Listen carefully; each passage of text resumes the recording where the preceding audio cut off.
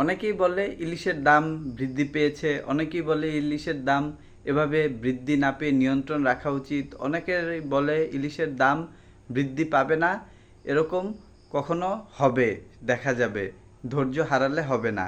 আসলে উদ্যোগ নেওয়াই হয়নি যে ইলিশ দেশের বাইরে বিদেশে বিক্রি করা হবে না, দেশের মধ্যেই ইলিশ রাখা হবে, দেশের বাজারে সাধারণ মানুষের নাগালের মধ্যে রাখা হবে, যেন ইলিশ মাছ সাধারণ মানুষ কিনতে পারে। অনেকেই এখন দাম বৃদ্ধি দেখে ভয় পাচ্ছে। আসলে নতুন বছরে দেখা যাবে, পহেলা বৈশাখে দেখা যাবে, ঈদের অনুষ্ঠান বা বিভিন্ন বিশেষ সময়গুলোতে দেখা যাবে যে আসলে ইলিশের দাম কতটুকু বৃদ্ধি পাচ্ছে।